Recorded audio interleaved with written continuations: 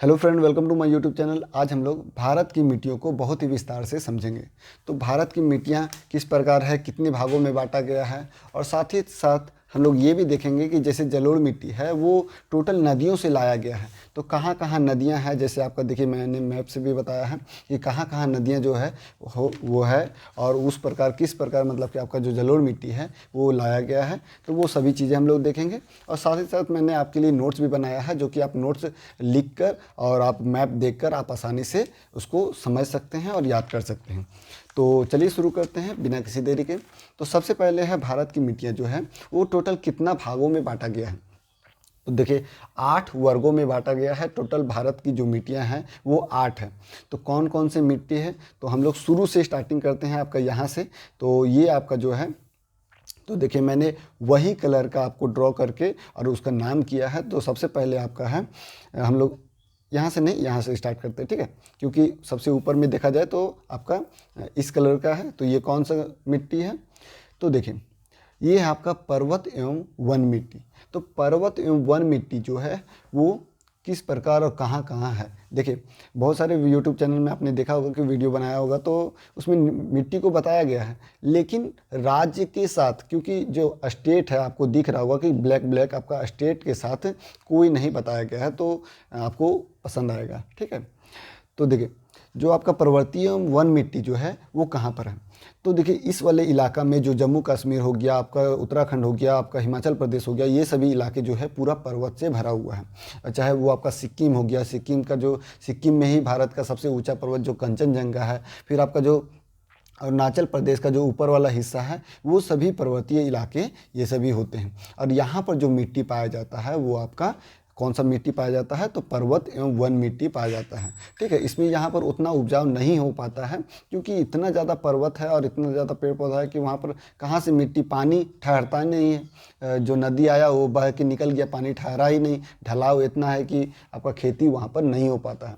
तो इस वाले इलाका में या सिक्किम उक्किम हो गया, थोड़ा जम्मू कश्मीर, तो इस सब में थोड़ा दूसरे टाइप के जो फसल होते हैं, जैसे कि आपका हो गया चाय हो गया, फिर जैसे आपका केसर हो गया, इस तरीके के फसल पाए जाते हैं। लेकिन जो अगर मान ली बोला जाए तो धान, गेहूँ, ये सभी फसल जो है वो यहाँ पर नहीं हो पाते हैं, ठीक है। तो ये हो गया आपका पर्वत एवं वन मिट्टी। अब उसके बाद हम लोग देखते हैं जलोढ़ मिट्टी को। तो जलोढ़ मिट्टी जो है वो भारत का सबसे ज़्यादा, मतलब कि भारत में इतना इम्पॉर्टेंट है कि कहना नहीं, ठीक है। क्यों, तो जो आपका जलोढ़ मिट्टी है वो टोटल नदियों के द्वारा लाया जाता है। जो मिट्टी नदियों के द्वारा लाया जाता है वो आपका जलोढ़ मिट्टी कहलाता है। कौन सा मिट्टी कहलाता है, जलोढ़ मिट्टी आपका कहलाता है। तो देखिए ये आपका जो है पूरा, देखिए ये कलर वाला वो आपका जलोढ़ मिट्टी है पूरा। ये देखिए यहाँ पर है आपका, देखिए गुजरात में भी है, थोड़ा राजस्थान में भी है, इधर पूरा उत्तर भारत में पूरा फैला हुआ है। फिर आपका मेघालय में उतना नहीं, लेकिन असम उसम वाले इलाका में पूरा है। फिर पश्चिम बंगाल वाले इलाका में है, पूरा तटीय वाले इलाका में ये आपका जलोढ़ मिट्टी पाया जाता है। तो यहाँ यहाँ क्यों पाया जाता है भाई, तो इसका ये कारण है कि देखिए भारत की जो नदियाँ हैं वो देखिए यहाँ पर कितना ज़्यादा विस्तार है। तो यहाँ पर विस्तार है जिस कारण से आपका इस वाले इलाका में आपको मिट्टी पूरा है, ठीक है। फिर उसके बाद देखिए यहाँ पर आपका जो लूनी नदी हो गया, माही नदी हो गया, जिस कारण से आपका गुजरात वाले इलाका में यहाँ पर आपका भरा हुआ है। उसके बाद देखिए कि जितना भी नदी है वो टोटल अरब सागर में, मतलब कि आपका जो बंगाल की खाड़ी में गिरता है। अरब सागर में तो 2 नदियाँ गिरती है, ये दोनों बड़ी बड़ी नदियाँ, नर्मदा और ताप्ती। अब बाकी ये सभी जितनी भी नदियाँ हैं वो टोटल बंगाल की खाड़ी में गिरती है, जिस कारण से वो मिट्टियाँ लेके आती है, और वो आपका जलोढ़ मिट्टी ही लेके आती है। इसके लिए जितने भी तट वाले इलाका हैं भारत में, जितने भी देखिए पूरे तट वाले इलाका में आपको जलोढ़ मिट्टी ही पाया जाएगा, ठीक है। ये भी आपका तट वाले इलाका हो गया, और उत्तर भारत में पूरा फैला हुआ ये आपका जलोढ़ मिट्टी है, ठीक है। उसके बाद है लाल मिट्टी। तो लाल मिट्टी जो है, जिसका आपका जो लाल रंग होता है वो लौह ऑक्साइड के कारण होता है, क्योंकि इसमें आपका पूरा लौह ऑक्साइड पाया जाता है। और ये देखिए कहाँ कहाँ तक इसका विस्तार है। आपका छत्तीसगढ़ में देख लीजिए, थोड़ा झारखंड में भी है, आपका उड़ीसा हो गया, फिर आपका तेलंगाना, थोड़ा तमिलनाडु, कर्नाटक, ये सब मतलब पूरा थोड़ा थोड़ा करके हर जगह फैला हुआ है। इधर आपका जो पूर्वोत्तर भारत है यहाँ पर भी आपका लाल मिट्टी पाया गया है, ठीक है।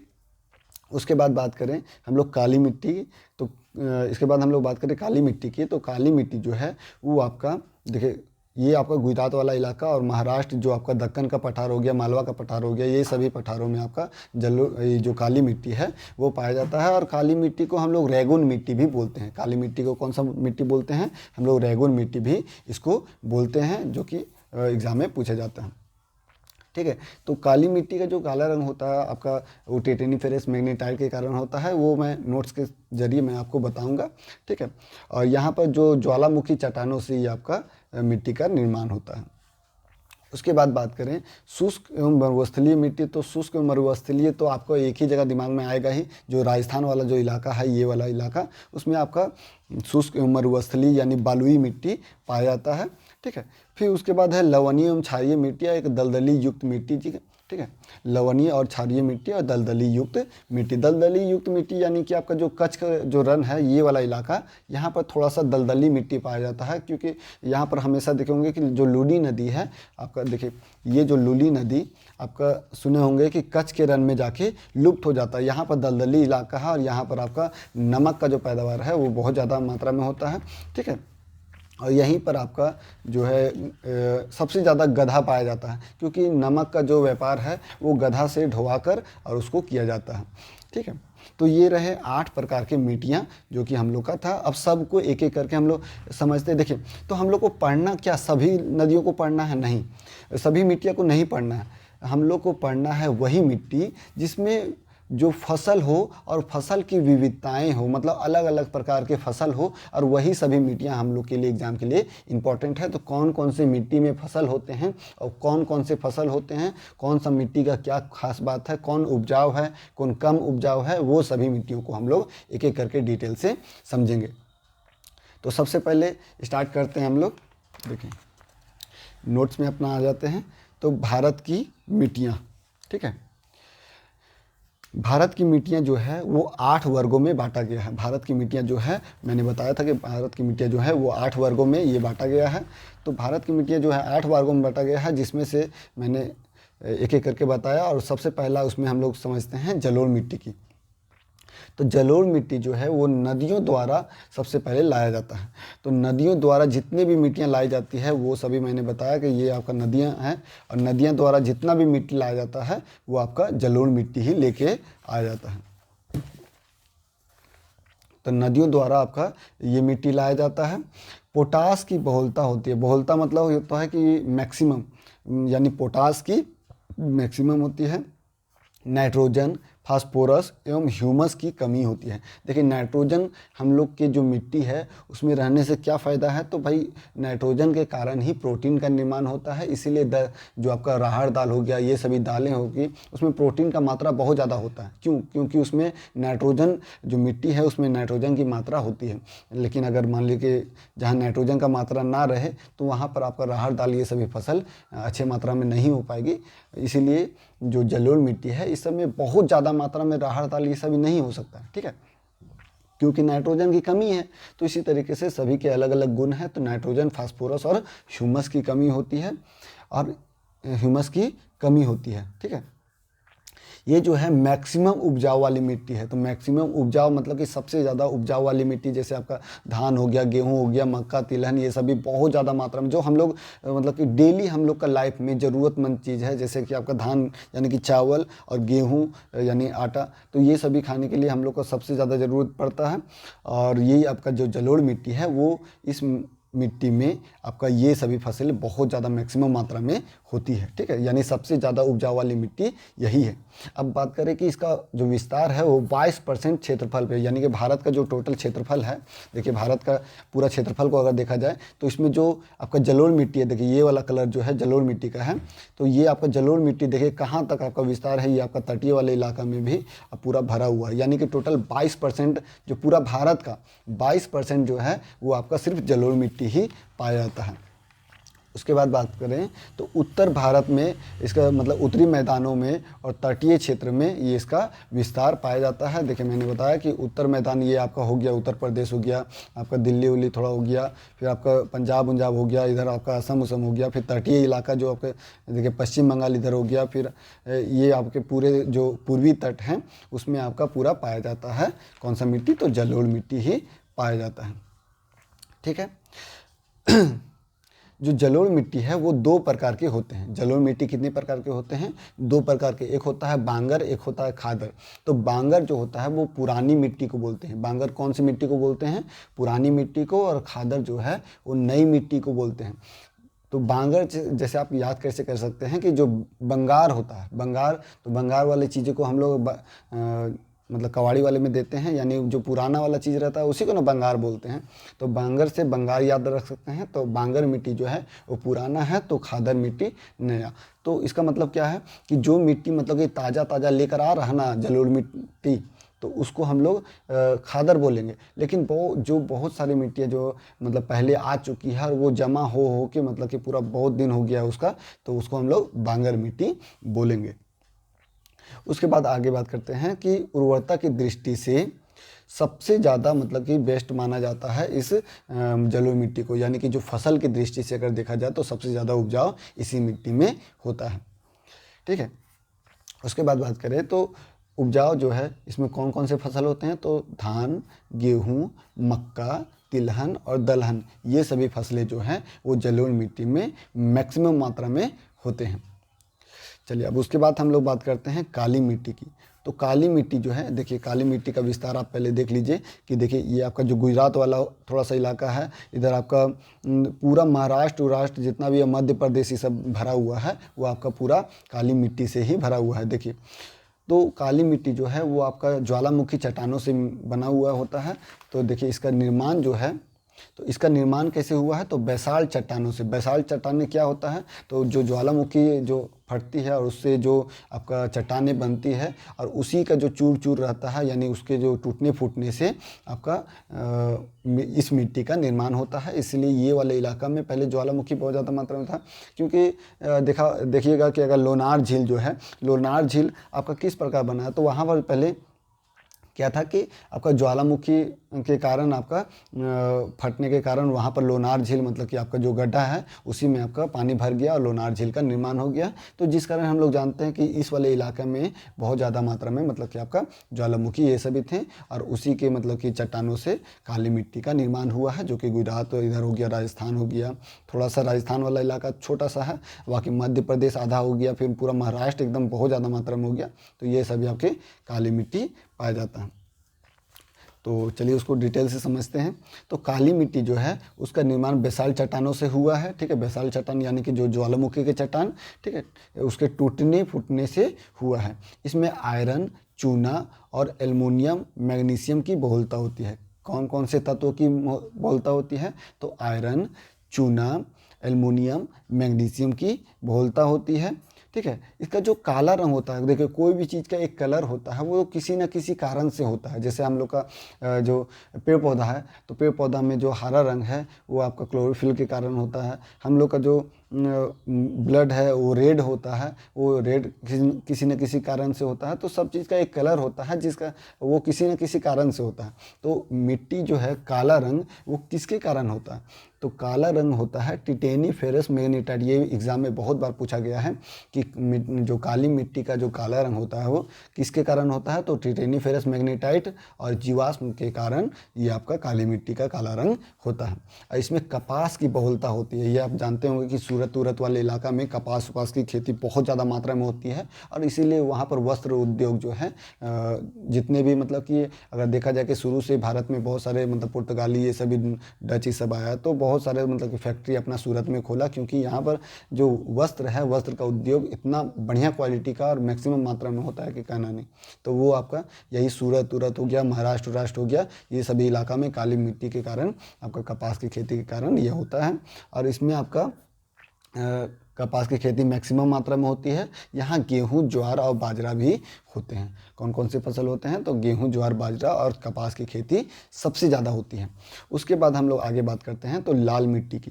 तो लाल मिट्टी जो है वो क्या है? तो लाल मिट्टी जो है वो, इसको रवेदार पड़िएगा, खेदार नहीं है, ये रवेदार है। ठीक है। तो रवेदार और कैंत्रिक सैलों से, सैल मतलब क्या होता है? पत्थर। तो रवेदार मतलब होता है भुरभुरा और कैंत्रिक मतलब होता है आपका जो पतला पतला लेयर टाइप से। ठीक है। तो रवेदार और कैंत्रिक सैलों से यानी उस टाइप के पत्थर के विघटन होने से यानी टूटने फूटने से लाल जो आपका मिट्टी का निर्माण हुआ है। ठीक है। लाल मिट्टी का जो लाल रंग होता है, मैंने बताया था कि काली मिट्टी का काले रंग आपका टिटेनी फेरस मैग्नेटाइट और जीवाश्म के कारण होता है। उसी प्रकार लाल मिट्टी का जो लाल रंग है वो किस कारण होता है, तो लौह ऑक्साइड के कारण होता है, यानी लोहा का जो ऑक्साइड होता है उसके कारण से आपका लाल मिट्टी का लाल रंग होता है। इसी मिट्टी में अगर जल डाल दिया जाए ना तो ये पीला हो जाता है, तो इसी को लाल मिट्टी को ही पीला मिट्टी बोलते हैं। जब जल उसमें चल जाता है तो वो आपका पीली मिट्टी बन जाती है। और ये आपका अम्लीय प्रकृति का होता है।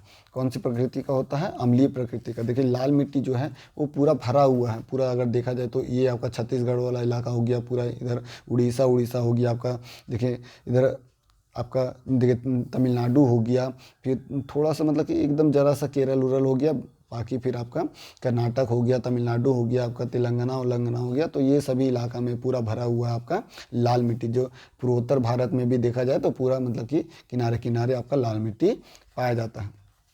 तो लाल मिट्टी का लाल रंग किसके कारण होता है, तो लौह ऑक्साइड के कारण होता है।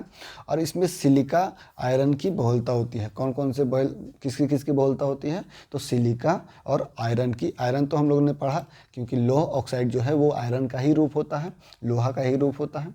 और इसमें नाइट्रोजन, फास्फोरस और ह्यूमस की कमी होती है। देखिए जलोढ़ मिट्टी में मैंने बताया था कि जलोढ़ मिट्टी में भी आपका फास्फोरस, देखिए नाइट्रोजन, फास्फोरस और ह्यूमस की कमी हो रही थी। और आपका लाल मिट्टी में भी आपका नाइट्रोजन, फास्फोरस और ह्यूमस की कमी होती है।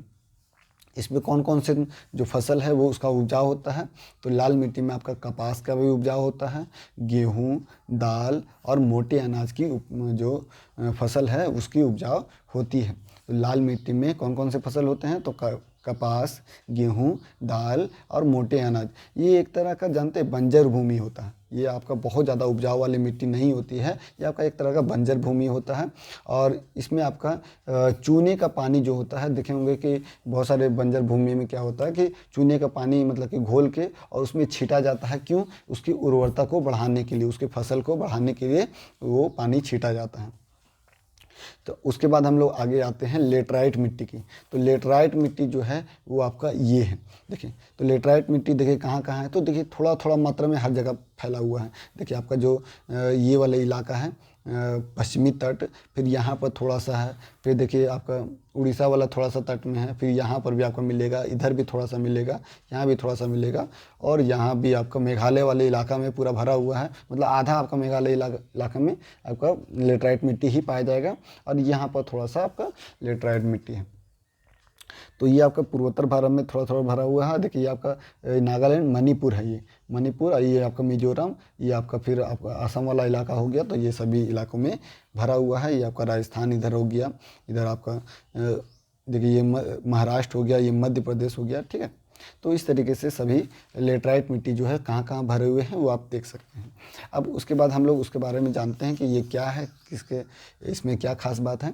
तो लेटराइट मिट्टी जो है वो आर्द्रता एवं शुष्कता के क्रमिक परिवर्तन से लेटराइट मिट्टी का निर्माण होता है। इसका मतलब क्या हुआ, ठीक है, ये क्या होता है, आर्द्रता और शुष्कता के क्रमिक परिवर्तन से होता है। तो आर्द्रता मतलब क्या, पानी गिरना, मतलब कि आर्द्र हो जाना, ठीक है। शुष्कता मतलब सूखा सूखा, तो पानी सूखा, पानी सूखा, पानी सूखा, इस कारण से जब होता है, जब कोई भी मिट्टी में बार बार पानी गिरे फिर सूखे, फिर पानी गिरे सूखे, तो उस कारण से हम लोग का लेटराइट मिट्टी का निर्माण होता है, ठीक है। तो इसमें क्या होता है, देखिए अब यहाँ पर अगर देखा जाए तो बहुत ज़्यादा पश्चिमी घाट जो है, यहाँ से जब पश्चिमी हवाएं चलती हैं तो यहाँ पर क्या होता है कि बहुत ज़्यादा वर्षा करता है, ठीक है। अब फिर क्योंकि ये आपका अरब सागर है, तो अरब सागर से जो हवाएं चलती है वो आपका पश्चिमी घाट में पूरा वर्षा करवाती है। और यहाँ पर जो बंगाल की खाड़ी वाले जो हवाएं चलती है वो आपका मेघालय उघालय वाले इलाका में यहाँ पर बहुत ज़्यादा वर्षा करवाती है। और मेघालय में ही एक मासिन राम नाम का एक जगह है जो कि विश्व का सबसे ज़्यादा वर्षा यहीं पर होता है, मेघालय में ही। यहीं पर आपका गारो खासी जयंतियाँ नाम की जनजाति भी पाया जाता है, पर्वत भी पाया जाता, मतलब कि पहाड़ भी पाया जाता है, गारो खासी जयंतियाँ। तो लेटराइट मिट्टी को और भी हम लोग जानते हैं कि उसके बारे में। तो इसमें क्या होता है कि क्रमिक परिवर्तन से होता है, ठीक है। इसमें क्या होता है, आयरन एवं सिलिका की बहुलता होती है। इसमें कौन कौन से तत्वों की बहुलता होती है, तो आयरन और सिलिका की बहुलता होती है। ये 3 प्रकार के होते हैं। ये कितने प्रकार के होते हैं? 3 प्रकार के। पहला होता है गहरी लाल लेटराइट मिट्टी। कौन कौन सा? तो गहरी लाल लेटराइट मिट्टी, सफ़ेद लेटराइट मिट्टी और आपका भूमिगत जलवायु लेटराइट मिट्टी। कौन कौन सा है? तो गहरी लाल लेटराइट मिट्टी, सफ़ेद लेटराइट मिट्टी और भूमिगत जलवायु लेटराइट मिट्टी। तो चलिए हम लोग एक एक करके सबके बारे में जानते हैं कि कौन कौन से मिट्टी क्या है। ठीक है, तो देखिए लाल लेटराइट मिट्टी या गहरी लाल लेटराइट मिट्टी, इसके बारे में जानते हैं। तो लौह ऑक्साइड तथा पोटास की और उर्वरता की कमी होती है। इसमें क्या होता है कि लौह ऑक्साइड का भी कमी होता है। लौह ऑक्साइड और तो जो लाल लेटराइट आपका मिट्टी है उसमें लौह ऑक्साइड तथा पोटास की बहुलता होती है। ठीक है, लौह ऑक्साइड और पोटास की बहुलता होती है और उर्वरता की कमी होती है। उर्वरता की कमी होती है। इसमें आपका सिर्फ नीचे वाले भाग में आपका, क्योंकि देखिए ऊपर वाला भाग है वो आपका लौह ऑक्साइड के कारण जो है, जहाँ पर लौह ऑक्साइड रहता है वहाँ पर जो फसल नहीं होने देता, तो जिस कारण से ऊपर वाला भाग में नहीं हो पाता है आपका लौह ऑक्साइड के कारण उर्वरता। ठीक है, तो वहाँ पर फसल उसल नहीं हो पाता, जिस कारण से सिर्फ नीचे वाले भाग में उसका फसल हो पाता है। तो नीचे वाले भाग में हम लोग उसकी खेती कर सकते हैं। तो लाल लेटराइट मिट्टी जो है उसमें सिर्फ नीचे वाले भाग में आपका फसल हो पाता है। उसके बाद बात करें तो सफ़ेद लेटराइट मिट्टी, तो ये क्या है? तो सफ़ेद लेटराइट मिट्टी जो है उसका जो रंग है सफ़ेद रंग, वो किस कारण होता है? तो केओलिन के कारण होता है। देखिए मैंने 3 चीज़ों के बारे में मैंने बताया कि लाल मिट्टी का जो लाल रंग है वो लौह ऑक्साइड के कारण होता है, आपका जो काली मिट्टी का काला रंग टिटेनिफेरस मैग्नेटाइट के कारण होता है, और सफ़ेद लेटराइट मिट्टी जो है उसका सफ़ेद रंग केओलिन के कारण होता है। ये सबसे कम उपजाऊ वाली मिट्टी है, ये सबसे ज़्यादा कम उपजाऊ वाली मिट्टी है। और इसमें आपका क्या है? तीसरा नंबर भूमिगत जलवायु लेटराइट मिट्टी। ठीक है, 2 हम लोगों ने ख़त्म कर दिया, ये आपका आखिरी है। तो भूमिगत जलवायु लेटराइट मिट्टी, तो ये क्या है? तो लौह ऑक्साइड जो है इसमें भी आपका सब देखिए, ये आपका जो लेटराइट मिट्टी है सभी में आपका लौह ऑक्साइड मिल रहा है। तो ये क्या होता है कि जब लौह ऑक्साइड जो है जब भूमि के गत में चल जाता है जलवायु के कारण, यानी कि भूमि के गत में यानी भूमि के अंदर ऊपर वाले में क्या होता है कि लौह ऑक्साइड रहता है। जब वर्षा उर्षा आती है तो क्या होता है कि वो थोड़ा सा पेस जाता है, मतलब अंदर चल जाता है लौह ऑक्साइड, जिस कारण से वर्षा के कारण वो आपका लौह ऑक्साइड अंदर जाने के कारण ऊपर वाले जो मिट्टी होता है, अब जैसे मान लो ऊपर ये है, अब उसके अंदर अगर मान लो लौह ऑक्साइड चल गया तो ऊपर वाला मिट्टी तो फ्रेश हो गया, तो यहाँ पर फिर अच्छे तरीके से उपजाऊ हो पाती है। तो भूमिगत जलवायु लेटराइट मिट्टी में क्या होता है कि ऊपर वाले जो मतलब कि ऊपर वाले जो मिट्टियाँ हैं उसमें उपजाऊ अच्छी मात्रा में हो पाती है।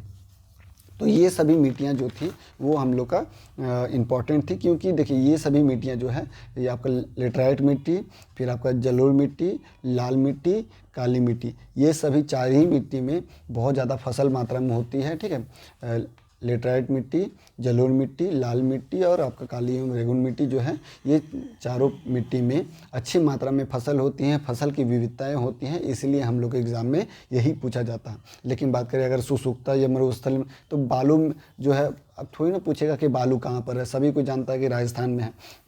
और दलदली ये सभी और लवणीय ये सभी क्षारीय मिट्टी जो है इस सब में फसल होता ही नहीं है, तो इसमें पूछेगा ही नहीं। पर्वतीय वन मिट्टी जो है, तो पर्वत आपका जान रहे हैं कि जो जम्मू कश्मीर हो गया, आपका लद्दाख उद्दाख वाला इलाका हो गया, सिक्किम आपका, और ये आपका अरुणाचल प्रदेश वाला इलाका है, यहाँ पर आपका पर्वत एवं वन मिट्टी पाया जाता है। तो यहाँ तक हुआ मिट्टी ख़त्म। अब मिलते हैं नेक्स्ट वीडियो में। आपका धन्यवाद।